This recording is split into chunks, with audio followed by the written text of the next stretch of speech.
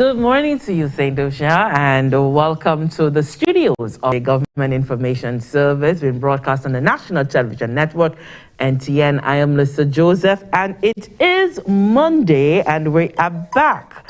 We are back for another week, and we keep our fingers crossed for another full week of the morning updates. Lucia Joseph here with you alongside Homer DeMark. Homer, it's been, what is it? It seems like a good month.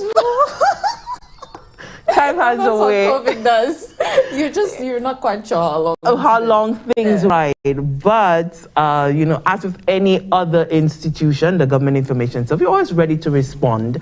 And when we had those rising numbers, we too needed to be able to be flexible. Indeed. And to adapt to whatever the situation was presenting. However, though we've not been here for the morning update, we have been updating through our other programs, and so we're happy about that. But this morning, we are going to take you through to the next hour. We'll be looking at what those COVID numbers have been, moving into the weekend, moving out of the weekend. We have some activities taking place with our wellness centers. We'll be giving you full information on that. The Caribbean Public Health Agency has been doing some work, and they're in St. Lucia. We'll be giving you full details on that. We have a COVID feature. We'll be hearing from the Minister for Health, Wellness and Elderly Affairs. And we commemorated World Ozone Day. So we're having a full report on what that was and what St. Lucia's participation is on the global stage where that is concerned. But Homer, we're starting off with our COVID figures coming out of the weekend. That's right, Lisa.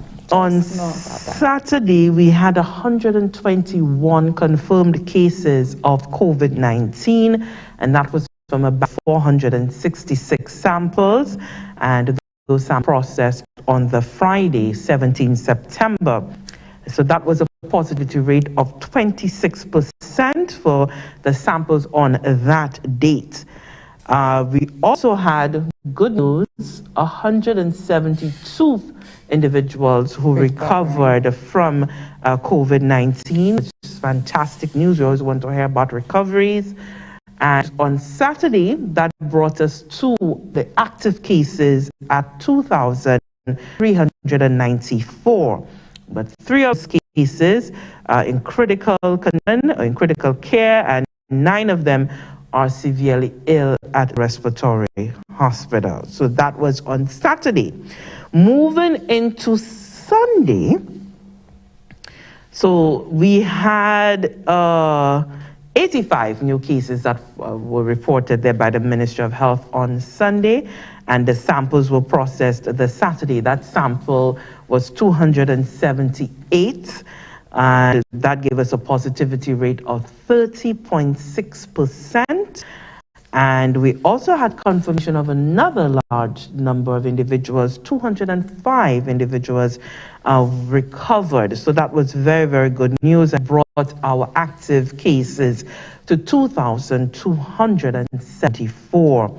So still 3 of these active cases are in critical, 12 of them are severely ill now at the Respiratory Hospital. So let's talk about the vaccines. So to date, we have 35,561 individuals who have received the first dose of the AstraZeneca, and 29,018 have received the second dose. We have a total of 7,870 individuals who have received the first dose, and 128 individuals who have received the second dose of the Pfizer vaccine. So where do you go today for you who are wanting to be vaccinated? We are right outside the VG Sports Complex outside our window here. And also you can go to the Sufre Hospital. They began at 9 a.m. and they're there until 4 p.m. If that doesn't work for you, don't worry. You can always call the wellness center nearest to you and to make an appointment so that you can get vaccinated. So you can call, you can walk in and make that appointment, and you come back and then you get the vaccine. So that's what's happening there with us where COVID numbers are concerned, Herma. So That is right, Lisa. And due to the number of cases of it that we've been experiencing on a number of our healthcare facilities have been impacted.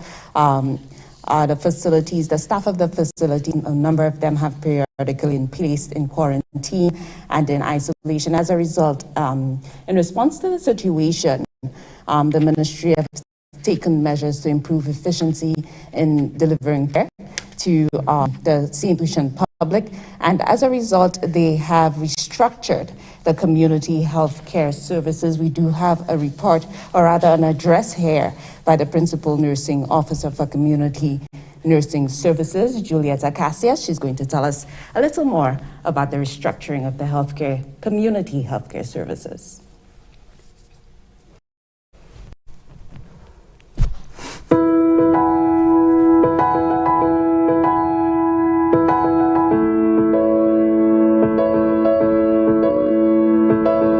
The Ministry of Health, Wellness and Elderly Affairs has been responding to the surge in COVID-19 cases associated with the fourth wave, which commenced on July 25, 2021. Though routine services continue to be delivered, the current COVID-19 situation has placed severe pressure on the already limited staff complement. Additionally, facilities have been severely impacted given that some staff members have periodically been placed in quarantine or isolation. In response to this situation, and to improve efficiency in the delivery of care, the Ministry of Health shall temporarily close the following community wellness centers: Lague Babuno, Tiroche Castries, Delce Soufre, and Fort Saint-Jacques Soufre. Clients of these wellness centers are asked to access care at another wellness center within the district. During the closure of these wellness centers, the health aides will continue to provide screening services within the communities. Additionally, the ministry has taken the decision to scale down the services offered at select wellness centers. This will allow for the reassignment of staff to facilities and sites with higher service demand, including vaccination sites and respiratory clinics. Despite this redeployment, core services will still be provided at these downscaled wellness centers, which include the continuation of diabetes, hypertension, and other chronic care services such as the maternal and child health services. The clinic days for these wellness centers are as follows: Canris Wellness Center, Tuesdays and Wednesdays; Vanna Wellness Center, Mondays and Tuesdays; Etangs Wellness Center, Tuesdays and Wednesdays; Saltibus Wellness Center, Tuesdays; the Grace Wellness Center on Wednesdays; the Tiroche Miku Wellness Center on Mondays and Thursdays; and the Monguj Wellness Center on Tuesdays and Wednesdays. All scheduled doctors' clinics will remain as per schedule. This scale down will be for a period of 2 weeks in the first instance, commencing Monday, September 20th, 2021, and at the end of the period, an assessment will be done to determine the need for its continuity. The Ministry of Health recognizes that these changes may be inconvenient for some members of the public, but requests patience and cooperation as we attempt to meet the healthcare service needs to respond to the COVID-19 situation in St. Lucia. The public will be kept updated of any further changes that may be taking place in the delivery of community wellness center services. The Ministry of Health once again encourages individuals to get vaccinated to reduce the impact of the COVID-19 virus.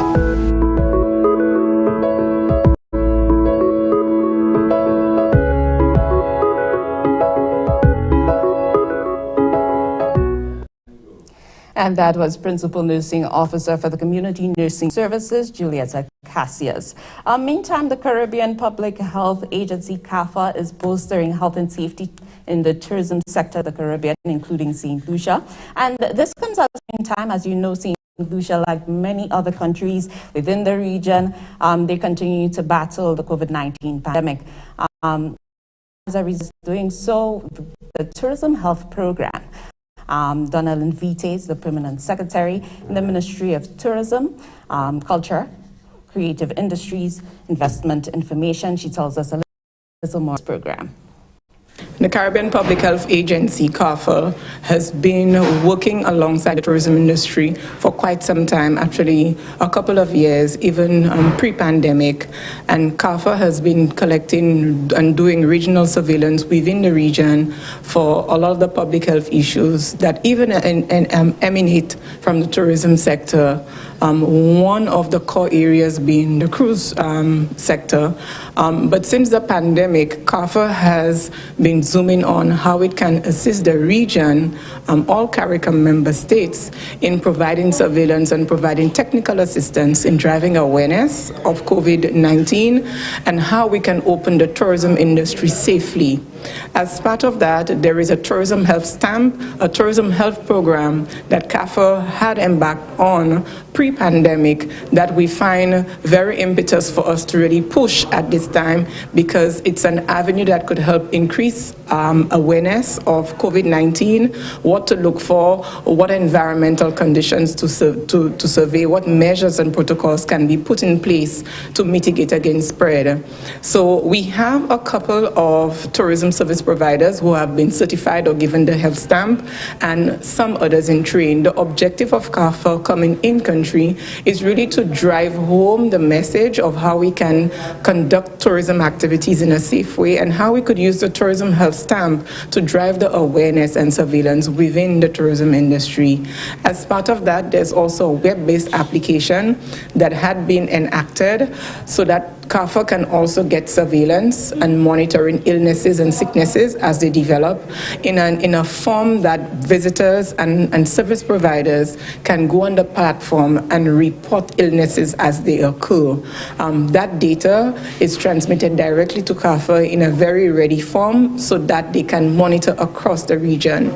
I must put on record that for us at the ministry, in looking at the resumption of the tourism industry within COVID, CAFA has been a partner to us alongside the Ministry of Health and the CMO's office. CAFA has provided an array of training to over 2,000 workers within the tourism industry and even service providers establishments. The intention is for us to keep this steady orientation and to use the tourism health stamp so that we create an awareness and there is constant monitoring and transmission of information as it comes with COVID. We know that COVID has been changing faces sometimes and the new developments. So as our partner, they're able to inform us. We also meet with them on the regional level with the Caribbean Tourism Organization, and they also provide technical assistance on the Interim Tourism Working Group. They have also provided assistance to us in developing the cruise tourism protocols, not just for helping St. Lucia, but across the region. And the guidelines are basic that each country takes to adapt with the optimum trying to meet the CAFA guidelines to the T. So we are very delighted that CAFA is here with us to relaunch the program and to conduct some food safety training that St. Lucians will be able to benefit from. Lucia Inda, Director of Disease Surveillance Prevention and Control at CAFA, is here in St. Lucia. We had a chance to speak with her, and she further highlighted the significance of the program St. Lucia. So let's hear from Lucia Inda. St. Lucia is one of CAFA's member states, and we have been working with St. Lucia in many different endeavors in the last year and a half with COVID response, and of course with the Travelers Health Program, the Tourism and Health Program. Because St. Lucia is so dependent on tourism, and it really made sense to establish the Tourism and Health Program time during COVID, because what it allows for that real-time system. If something is happening, it actually captures it in real time, and it alerts a hotel or a cruise ship or a guest house that something is happening, and you need to, and the ministry, so they can be able to stop it very quickly. And then there's a whole part of training. So St. Lucia, over 1,000 persons in St. Lucia have already been. This week we will continue that in COVID measures, safety training, and so on. And in addition to that, there's a policy part where it really mandates the tourism for illness. And it's not that you want to know the bad stuff, to find out illness so that you can mitigate and respond to it very quickly. As CAFA representative Lucia Inda, she also met with officials of the Ministry of Tourism and Health on Friday, that is 17th September, ahead of the launch of the program. Let's hear from Honorable Dr. Ernest Hilaire. I think is a really valuable addition to the work in this region, especially when you consider the significance of tourism to our economies and how critical it is to our development and our progress as a region. For us to be able to ensure that we can protect the health of our populations and to protect the health of visitors coming to the country, this is an invaluable intervention.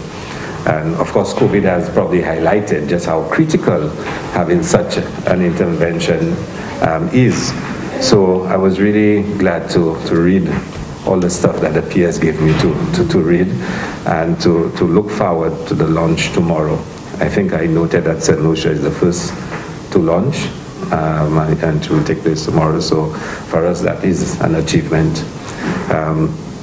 I think the more we speak of making tourism integrated in the communities to have home accommodation of visitors, the more we speak about offering authentic local experiences in our tourism sector, is the more we'll have visitors, integrating and interacting. And the earlier we can see risk and other potential issues arising, the better it is for everyone. So the Tourism Health Program launched in St. Lucia on Saturday, that is September 18, 2021, at the St. Lucia Tourism Authority. And of course, we're going to be bringing you more on the launch of the program, and as well more information on the Tourism Health Program during NTN Nightly's nightly news package, and through the programming. And it also goes to show that, tourism is really the driver of the economy. Very and with true. COVID-19, we have seen how the economy, not just there in St. Lucia, the world over, has taken that slowdown. Tourism really is a global business, and it's not just about hotels, but they're all facets of travel. So it's travel and tourism industry that people engage in. And since COVID-19 began, we can think about the number of individuals who just provide services to the tourism sector, whether it be by way of laundromats, Farmers, the farmers themselves, the fishers. We have individuals, you have the florists, because you have occasions being held at hotels, and so people who are in the flower shops and so forth, they are suffering. That's true. So there are a host of businesses, the tour companies who are very directly linked. Some of our creators. The creators as well. And so individuals have not been able to earn industry since 2020 with COVID-19 began here in St. Lucia. And it's really, and I think if we were to pause and think about the magnitude of the impact, the financial impact, it is staggering. It is. And whatever we can do as a nation, as a government, to ensure that whatever trickles are coming in, that we maintain that and we create the environment for safety, for us to improve on our safety from COVID-19, to enable whatever we have that's trickling in to continue to mushroom and grow to the point that we can have a bolstering economy once again. So what we'll do, we'll take a very, very short break, and when we come back, we'll talk a little bit more about what the government doing to ensure that we have that safety environment returning to us? Stay with us. We'll be back on the morning updates.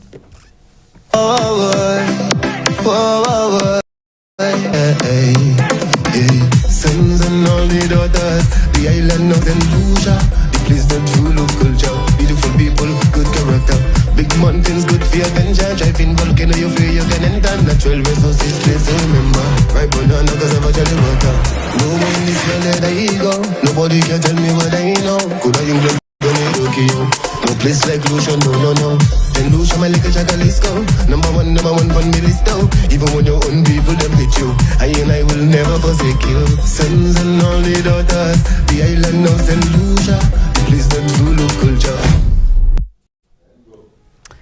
And welcome back on the morning updates. You know, COVID-19 really has its stranglehold, and the Ministry of Health has had to respond to the growing therapeutic needs of patients at the Victoria Respiratory Hospital. Now, there's a production at the Ministry of Health. Its Bureau of Health Education has done to the changing face of the epidemic and how it has placed increasing pressure on medical products being utilized at the respiratory hospital. And recently we heard the Minister of Health indicate that the government had to reach out over to Martinique in order to be able to have medical gas, oxygen, to ensure that this supply is not jeopardized in any way. So let's hear from our medical practitioners on what it takes to be able to keep a COVID-19 patient safe.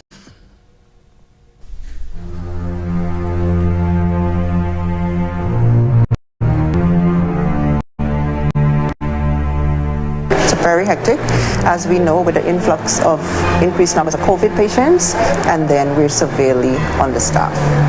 So it's very hectic. If we can get a little more assistance with additional staffing, because for me, I'm very compassionate when it comes to patient care. Okay, and if I have on a day of 18 patients to 2 nurses, it tells me that I would not be doing my work to the best of my ability. So my patients with respiratory distress, so these patients will require oxygen level.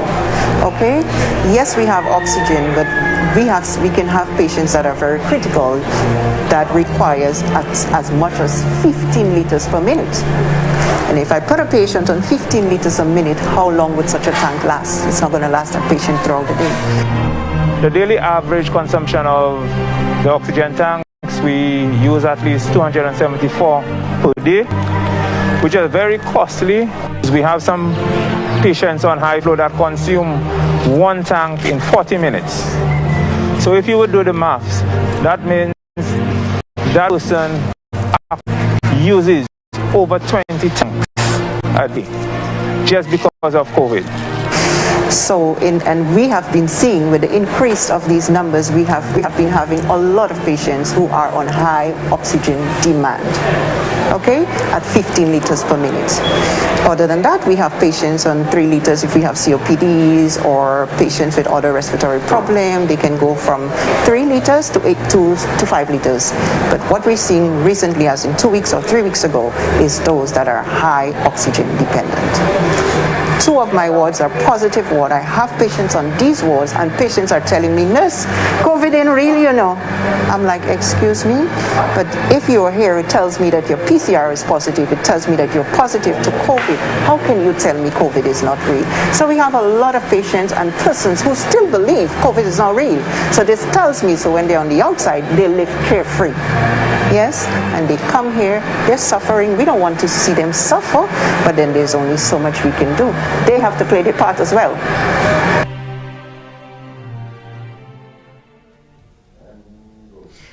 A production there coming from the Ministry of Health, Bureau of Health Education, and the nurse there, Homer, saying something very poignant, that patients, although they are there admitted for care, still believe that COVID is not real. Mm-hmm. And perhaps in part is a contributing factor to the driving of this pandemic, because some people, believing it's not real, will let their guards down. They will not follow the protocol to the letter, and as a result, expose themselves, expose their family members and other loved ones and the wider community. COVID is very real, especially for individuals who have suffered the loss of a loved one. Very true. For those who have had COVID-19 and they've recovered, yet they are dealing with what you call long COVID symptoms, or rather conditions that have developed with other parts of the body. And so there are some very dire consequences to COVID-19 for us to believe that it is real. It is very, very real. And Lisa, that is even more alarming, that mentality when you hear from the health officials how much resources, how many, 20 tanks of oxygen possibly in one patient in a day. And I'm very sure that it's not very, as much as it's oxygen, it's something that you can just pick up and say, hey, it's costly as well. Well, the mere fact that the government had to ensure that they secured additional from Martinique, it means that the strain on the supply that we have here is also very real. No, and that's just for COVID-19, because let's not forget that there are other respiratory ailments. Very true. COPD is a very silent epidemic in St. Lucia.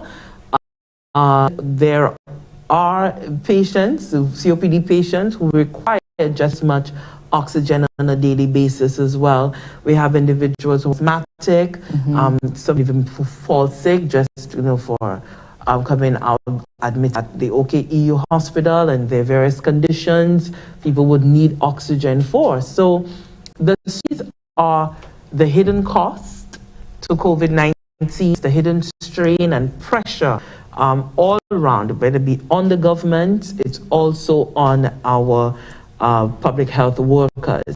So when we again look at the magnitude, just expand our minds and think about all of the various aspects of our lives that COVID-19 has crept into and has created this dentful impact.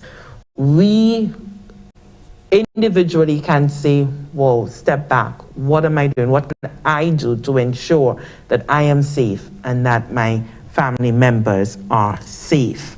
So the government of St. Lucia is moving as quickly as it possibly because COVID-19 is forever changing. In a day you can receive multiple reports, perhaps all of them contradicting each other with COVID-19, because it's forever evolving. So the government is moving to secure and save lives against COVID-19. The Minister for Health, Wellness and Elderly Affairs, Honorable Moses Shabati, says government will intensify efforts for the vaccination is proven to be the most important pillar in the fight against COVID-19. Students have been encouraged to get vaccinated amid growing numbers and COVID-19 deaths, a growing number of new cases. The Ministry of Health on Thursday, September 16, reported 7 new COVID-19 deaths and COVID-19 related deaths. All of these deaths occurred in the period September 2nd to September 14, 2021.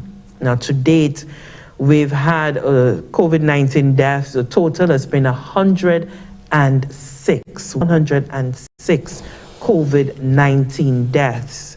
The total of COVID-19 related deaths is 42.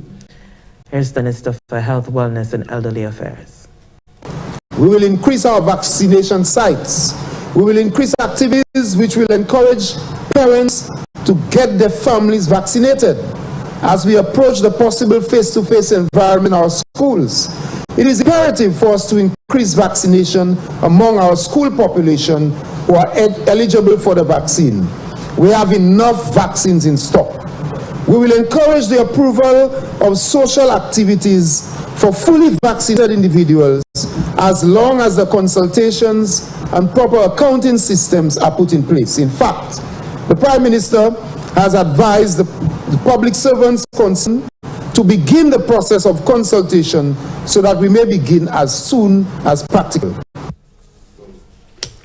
The Health Minister there speaking in Parliament, and he indicated that government will be ramping up the education campaign on COVID-19 vaccines to help the population understand the benefits and the importance of vaccination. The government will also seek to provide incentives to vaccinated individuals. While our government has proposed this voluntary vaccination, which I have indicated, we have a responsibility to protect the wider society. This means creating incentives for those who take actions to join us in the protection of our society.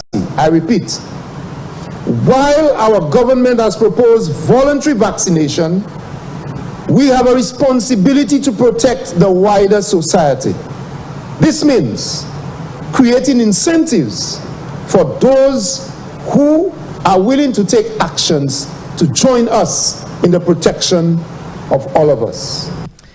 Honorable Moses Jabati speaking during the September 14, 2021 sitting of the House of Assembly, and so it is going to take a real national effort, a national fight for us to be able to get out of COVID-19.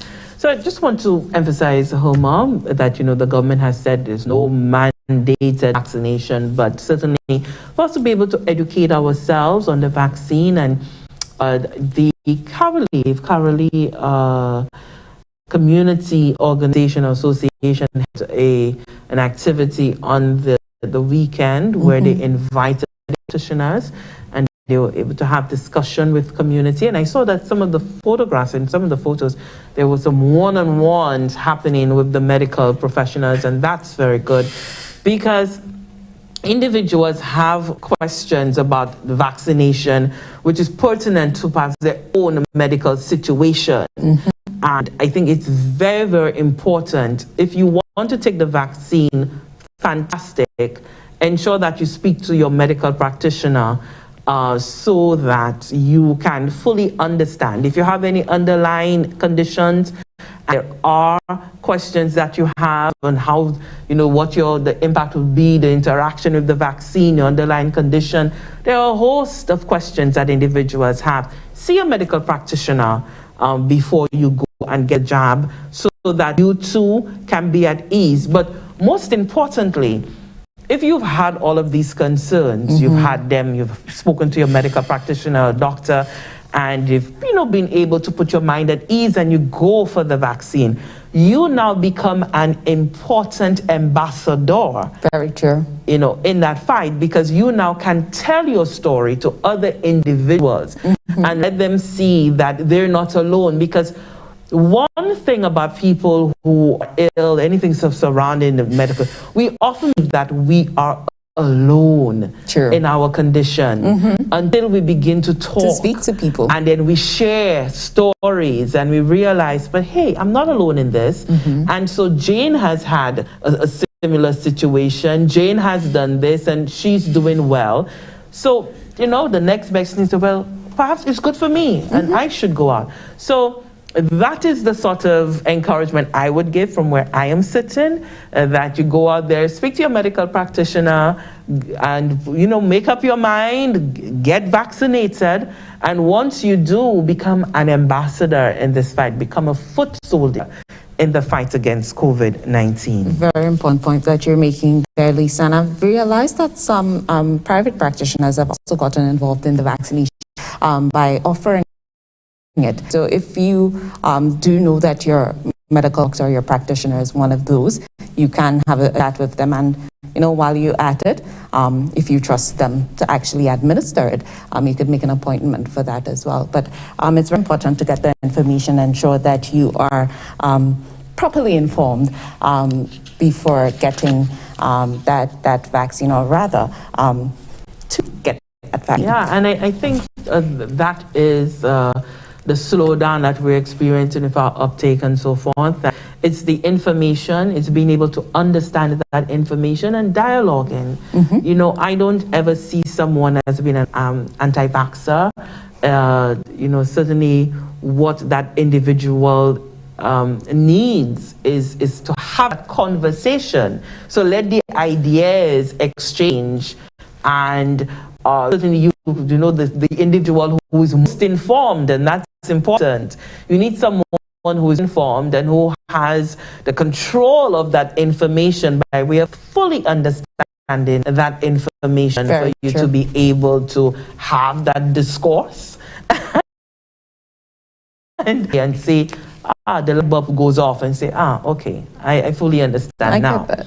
So, all right, let's take a quick break. When we come back, we'll be talking about World Ozone Day.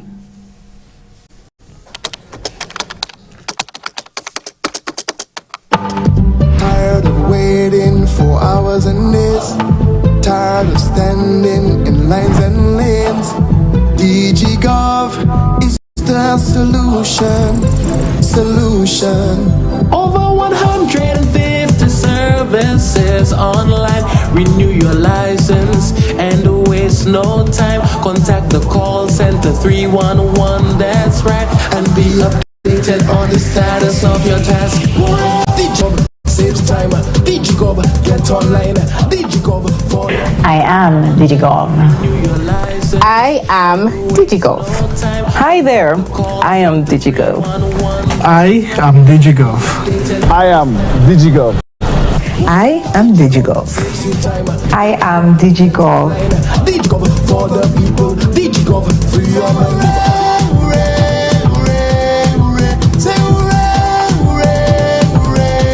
For DigiGov. DigiGov, serving people and businesses with that island to love. All right, so Lisa, as you mentioned, St. Lucia did join the rest of the world in commemorating International Day for the Preservation of the Ozone Layer. And that took place on Tuesday, September 16th, 2021. And this year marked the 34th anniversary of the 1987 signing of the Montreal Protocol on Substances that Deplete the Ozone Layer, ratified by all 198 countries of the world. Then the Montreal Protocol is seen as one of the most successful environmental agreements to date, as the ozone layer now shows signs of recovery thanks to the phasing out of ozone depleting substances globally. Such chemicals are more commonly used as refrigerants in everyday appliances, such as refrigerators and air conditioners. Some are used in fire extinguishers, mobile air conditioning units, and as agricultural fumigants against pests. Hydrochlorofluorocarbons, HCFCs, are the main ODS used today. However, under the Montreal Protocol, countries have committed to eliminating their use by 2030. Minister for Education, Sustainable Development, Innovation, Science, Technology and Vocational Training, Honorable Sean Edward, during his address highlighted that St. Lucia has made significant strides in that regard, having eliminated the first group of chemicals called chlorofluorocarbons, CFCs, in 2008. In our endeavors to meet the obligation of the Montreal Protocol, St. Lucia has developed regulations to phase out and manage ozone-depleting substances. Measures were put in place to monitor and control the import and export of these substances, including the institution of import quotas and a licensing system. To prevent illegal trade, we have trained customs and other enforcement officers in the identification and classification of refrigerants and related equipment and the enforcement of the licensing quota system. I urge all importers and retailers of refrigerants and related equipment to comply with these regulations. This year's theme, Montreal Protocol, Keeping Us, Our Food and Vaccines Cool, highlights the agreement's invaluable contribution to a sustainable cold chain that ensures the integrity and safety of pharmaceuticals, food and other chilled goods essential to lives and livelihoods. In October 16, 2016, Montreal Protocol's Kigali Amendment was adopted, lining up another group of refrigerants called hydrofluorocarbons, HFCs, for phase out. Considering its zero impact on the depletion of the ozone layer, HCFs have been relied on as a replacement for hydrochlorofluorocarbons, HCFCs, and chlorofluorocarbons, CFCs. However, it is also a harmful greenhouse gas. The goal of the Kigali Amendment is to achieve an 80% reduction in HFC consumption by 2047. The minister explained that individuals in the field have also undergone extensive training to develop good practices to meet the specified goals. In partnership with the United Nations Industrial Development Organization and the United Nations Environment Programme, we have provided training for refrigeration and air conditioning technicians in good refrigeration and air conditioning management practices, as well as in the safe use of alternative refrigerants. We have also equipped the two main refrigeration training centers, one at the Safa Louis Community College and the other at the Center for Adolescent Renewal and Education Care, with the proper tools to provide the much-needed training on flammable refrigerant alternatives to ozone-depleting substances. The cold chain referenced in this year's theme refers to the various stages refrigerated product passes through, either until it is removed by a customer in the retail environment or unloaded from a delivery vehicle a few meters away from its destination. For consumers, the cold chain is often associated with transport, retail, and household refrigerators. However, refrigeration is also widely used in the agri-food industry for the storage of raw materials and final products, as well as for food processing. Officer in the National Ozone Unit within the Department of Sustainable Development, Ashana Scott, explained. We have been promoting more, not only ozone, but climate-friendly options or alternatives when it comes to cooling. And not only that, we have started training our local refrigeration technicians to use these alternatives safely.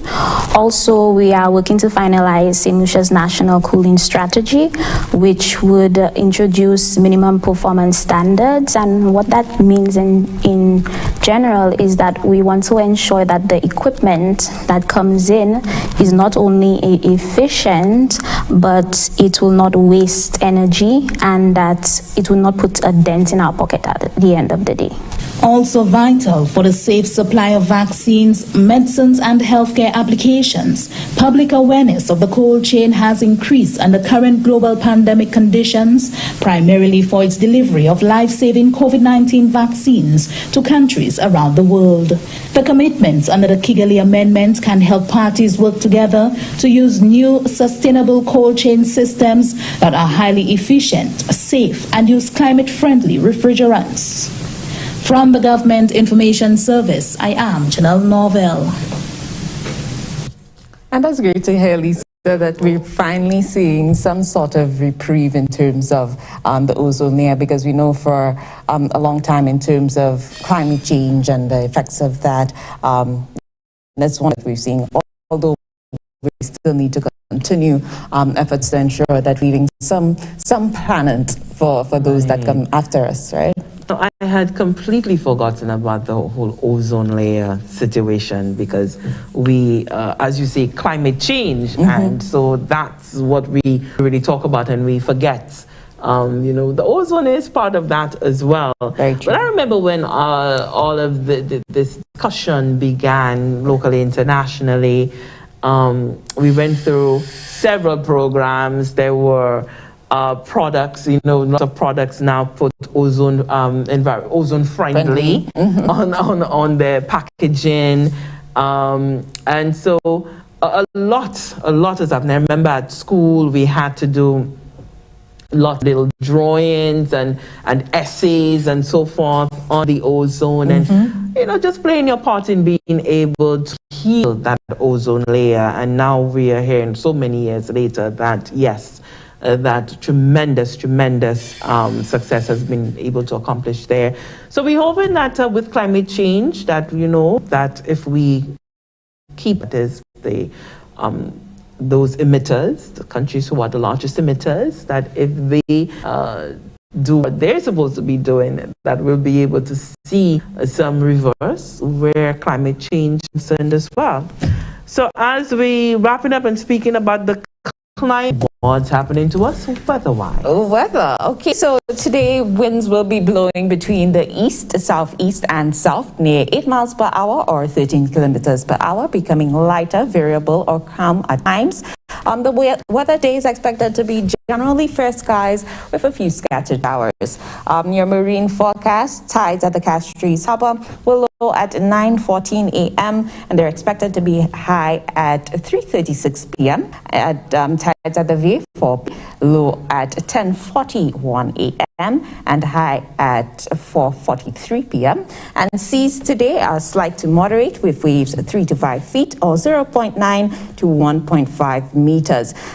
Sunset today 6:01 p.m. and sunrise tomorrow 5:53 a.m. But in the tropics, there's moisture and instability associated with tropical storm, and it's continuing to cause cloudiness, showers, and thunder on the Leeward Islands for the next forecast period.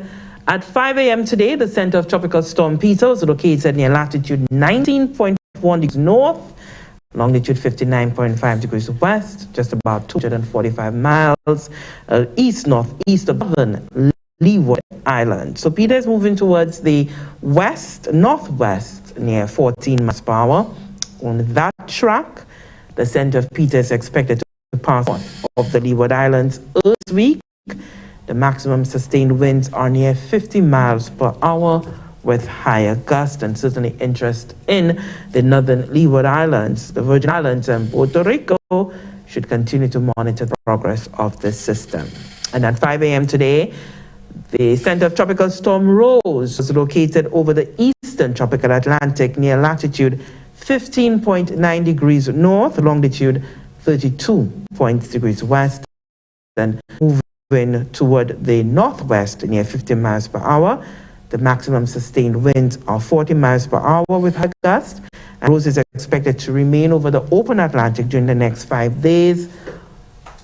Other activity, a tropical wave located over the far eastern tropical Atlantic is moving westward near 12 miles per hour, and this system has a medium chance of tropical cyclone formation during the next 5 days. A few systems there, Lisa. We know the middle of the hurricane season, and so everybody should be taking the necessary precautions. Always be prepared to ensure that you're keeping yourself, your family safe in the event you are. So ensure that you have your to-go bag with essentials. And I know that now that we're in the COVID-19 pandemic, I think that you need to also take into account within the hurricane season, in the event that you may have to evacuate, you want to ensure that you have your COVID-19 protection essentials, a part of that ready-to-go bag as well. But yes, we're still in the hurricane season, so you want to ensure that you keep yourself and your family safe. And with that, Lisa?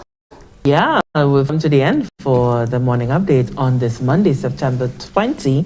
As asking you earlier, what date is it? What date is it? It's September 20th. It is the 20th of September. I can't believe it. I just can't believe how the time is going by so quickly.